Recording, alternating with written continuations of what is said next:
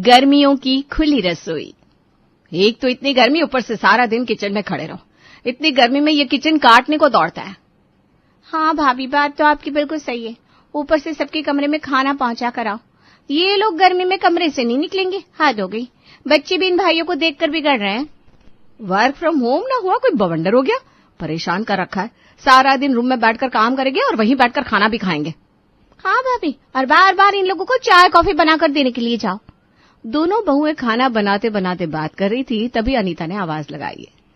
मनीषा, सीमा, खाना बन गया क्या? खाने का वक्त हो गया है। जी मम्मी जी, बस बन ही गया है, रोटियां बनानी बाकी है। अच्छा तो सबको बुला लेती हूँ, तब तक तुम रोटियां बना लो। उनको बुलाने का क्या फायदा मम्मी जी? वो तो राजा महाराजाओं की तरह अपने कमरे में ही खाएंगे। हमें पहुंचा कर आना होगा ना खाना। ये क्या बात हुई भला? रुको मैं अभी बुला कर लाती हूँ। आप भी कोशिश करके देख लीजिए मम्मी जी, हम तो थक गए। अनीता सबको बुलाने उनके कमरे में गई। अरे राज, मुकुंद बेटा, खाना बन गया है। खाना खाने बाहर टेबल पर आ जाओ। चलो। मम्मी हमसे नहीं होगा बाहर आकर खाना। देखिए बहुत गर्मी है, हमें कमरे में एसी में आराम से बैठे रहने दीजिए। आप खाना यहीं लाने को कह दीजिए ना। हाँ मम्मी, हमें यहाँ बहुत काम है। हमें शांति से काम करना पड़ता है। बाहर जाएंगे तो गर्मी से हमारा दिमाग खराब हो जाएगा, फिर काम कैसे करेंगे? और फिर आपकी बहू यहाँ खाना पहुंचा देंगी तो कोई आफत नहीं आ जाएगी? अरे काम ही क्या है उनको। और हमें देखिए सारा दिन कितना काम का प्रेशर रहता है। काम तो वो लोग भी करती हैं सारा दिन। तुम्हारा काम काम है और उनके काम का कोई हिसाब नहीं है। गलत बात है। अरे बस खाना ही तो बनाती है माँ, और करती क्या है। सीमा, खाना लेकर आना यहाँ। मनीषा, थोड़े पापड़ भी लाना साथ में, और रोटियां गरम गरम लाना। मुझसे जरा भी ठंडी रोटी नहीं खाई जाती। हे भगवान, इन लोगों को तो समझाना ही बेकार है। इन लोगों को समझाना जैसे हाथी को जूते पहनाने जैसा है। सोनू मोनू, तुम दोनों चलो खाना खाने। दादी, हमारा मैच चल रहा है और बाहर बहुत गर्मी है, हमें पसीना आता है। पापा भी यहाँ खाना खा रहा है, तो हमारा खाना भी यहीं लगवा दीजिए।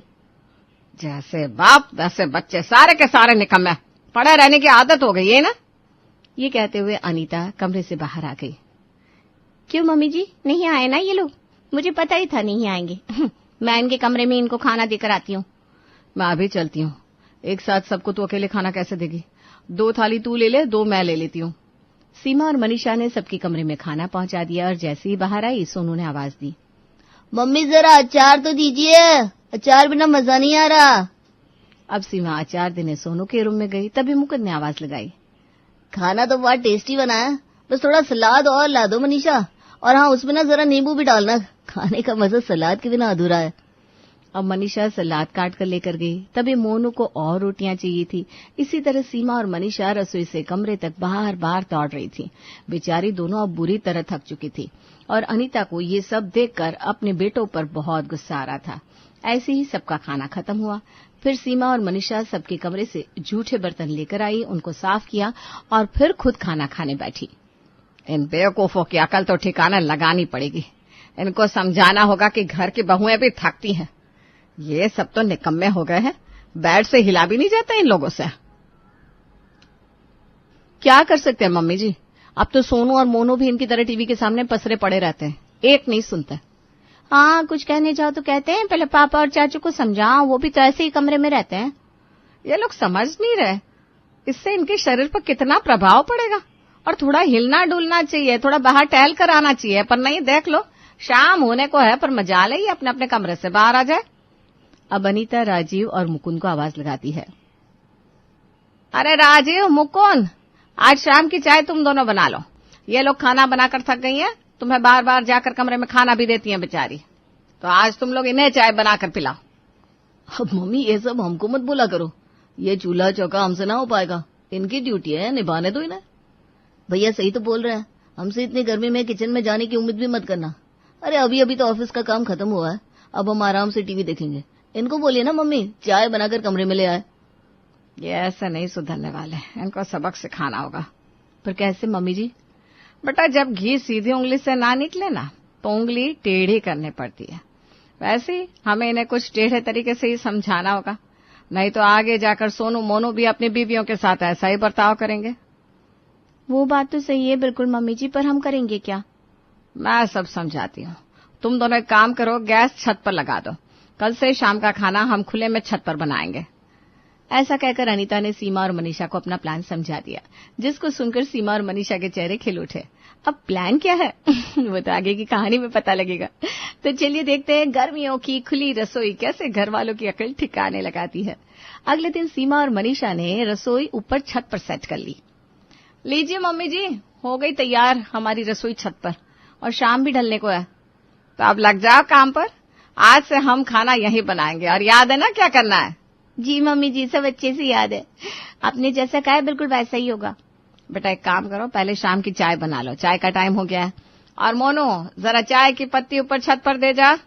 क्या दादी, अब छत पर चाय की पत्ती क्या करेगी? उसका काम तो रसोई में होता है।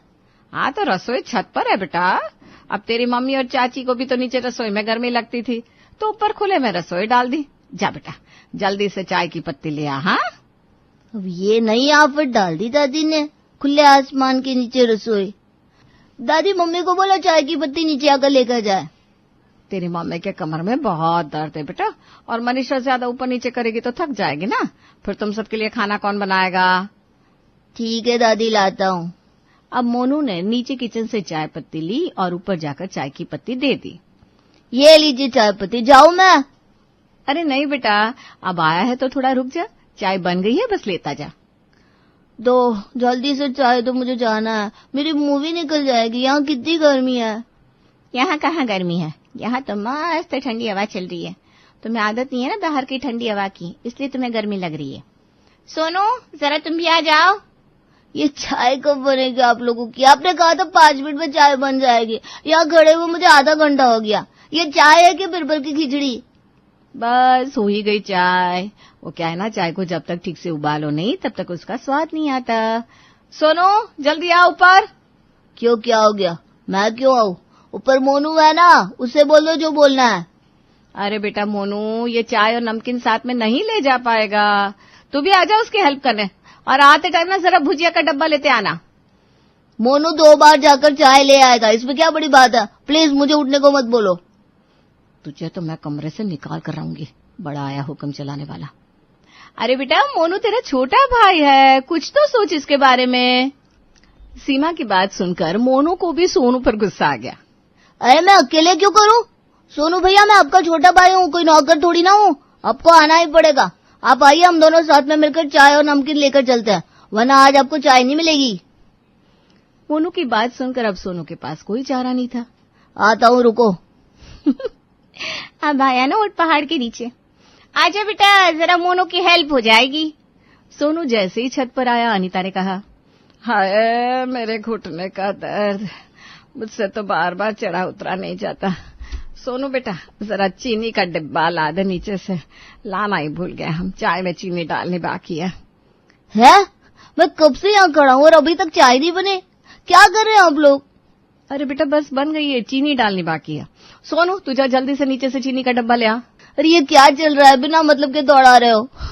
लाता हूँ आपकी चीनी। अब सोनू फिर नीचे गया, चीनी का डब्बा ले आया। ये लो चीनी का डब्बा, मैं तो थक गया, आप लोगों ने बहुत परेशान कर दिया है। और तुम सब मिलकर जो हमें परेशान करते हो रोज, उसका क्या? हम भी तो लाकर देते हैं ना तुम्हें कमरे तक। चलो अब जाओ, ये चाय लेकर जाओ और अपने पापा और चाचा के कमरे में देकर आओ। सोनू और मोनू अब समझ रहे थे कि ये छत पर रसोई हमें समझाने के लिए बनी है। वो दोनों चुपचाप चाय और नाश्ता लेकर चले गए। अगले दिन शाम को छत पर सीमा और मनीषा खाना बना रही थी और अनीता उसके पास बैठी थी। तभी सीमा ने आवाज दी, आज सुनते हो सोनू मोनू के पापा, जरा छत पर आना। अब क्या हो गया, क्यों बुला रही हो? वो फ्रिज में से दूध का पतीला ला दीजिए ना, पनीर बनाना है।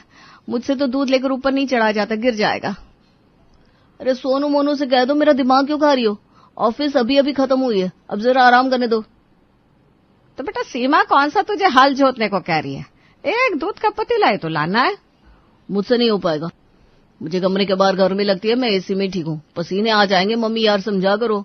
ओए यार के बच्चे, चुप से ऊपर से दूध ला कर दे, वरना आज खाना नहीं मिलेगा। और कितना अपनी हड्डियों को जंग लगवाएगा निकम्मे। कहीं तुझे ऐसा तो नहीं लग रहा कि छत तक तू दूध सही सलामत ला नहीं पाएगा? ऐसी बात नहीं है मम्मी, मैं अभी दूध ऊपर लाकर दिखाता हूँ, मुझसे बिल्कुल नहीं करेगा, देख लेना। राजीव अपने एयर कंडीशन कमरे से बाहर निकल कर आया और फ्रिज से दूध निकालकर छत पर ले गया। अरे वाह बेटा, ये हुई ना बात, देख कितने आराम से दूध का पतीला ऊपर ले आया। ये सीमा से तो कुछ नहीं होता। हाँ मम्मी, ले तो आया पर गर्मी से बेहाल हो गया हूँ, अब अपने कमरे में जाता हूँ। भैया अब आ ही गए तो जरा नीचे से सब्जियां भी ला दीजिए ना प्लीज। अब तुम लोगों के लिए बार बार नीचे ऊपर करता रहा हूँ मैं, बस यही काम बचा है मेरा ना। मुकुंद, मुकुंद, जरा नीचे से सब्जियां ला कर दे। मुझसे और ऊपर नीचे नहीं किया जाएगा। अरे भैया मैं नहीं आ सकता, मुझे क्यों फंसा रहे हो? आपको बोला गया है, आप काम करो, मुझे कमरे में आराम करने दो। मैं यहाँ घर में भागता रहूं और तुझे एसी में रहना है। चल जल्दी से सब्जियां ला कर दे, वरना आज रात का खाना भूल जा। अच्छा बाबा, लाता हूँ। आप लोग ना शांति से जीने नहीं दोगे।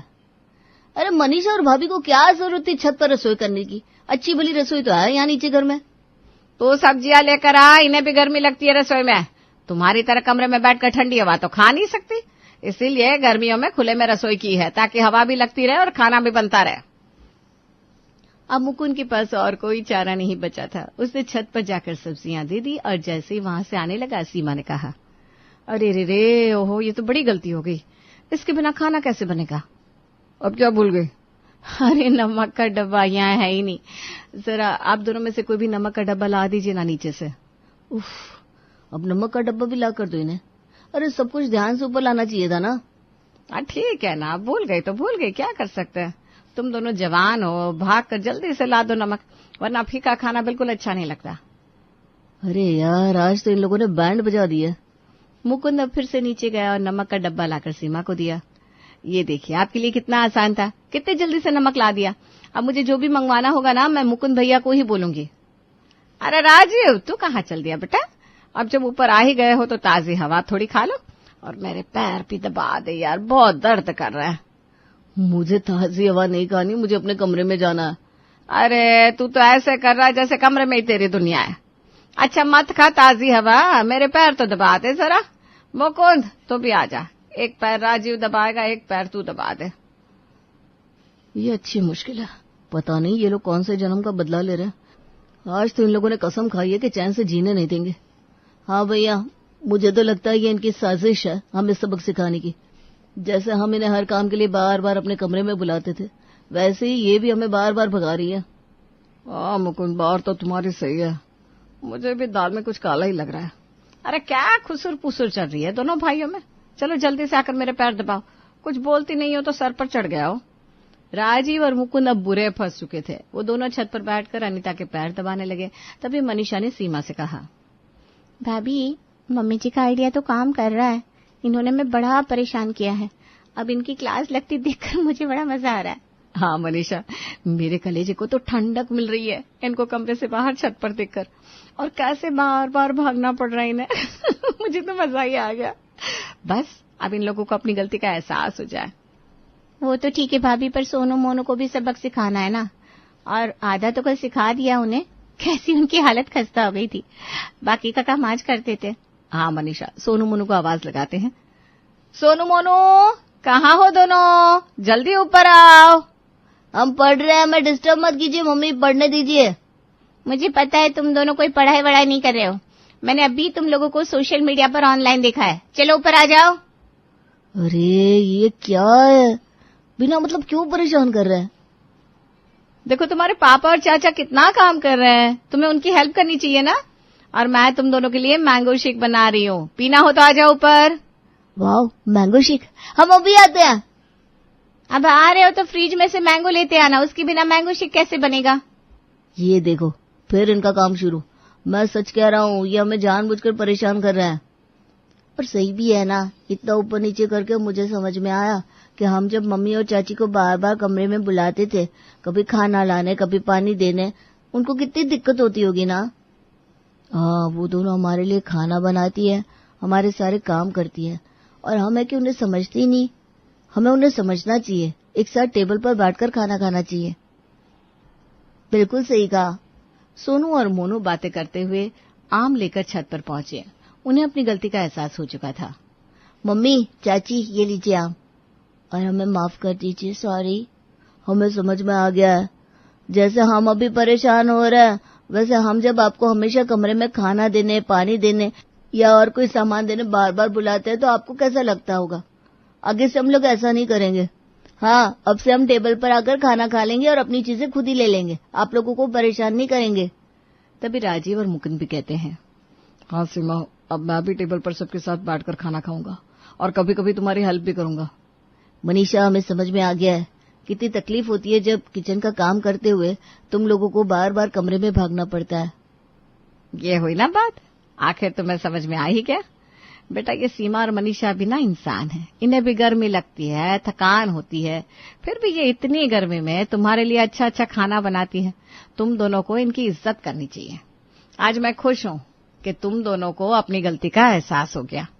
और एक औरत को क्या चाहिए, वो अपने घर के लिए ही तो जीती है, घर वालों की खुशी ही उसकी खुशी होती है।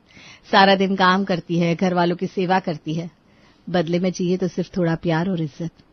बस उसके काम को भी काम समझा जाए, उसके मन को भी देखा जाए। हाँ सीमा, अब मैं तुम्हें कभी शिकायत का मौका नहीं दूंगा, पक्का प्रॉमिस। और आज के बाद शाम की चाय मैं और भैया ही बनाएंगे, तुम दोनों दोपहर के खाने के बाद आराम करना। थैंक यू मुकुंद जी, हमें समझने के लिए।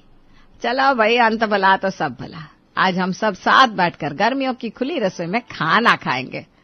अनीता की बात पर सब जोर से हंस दिए। इस तरह अब अनीता के घर में सीमा और मनीषा की इज्जत होने लगी।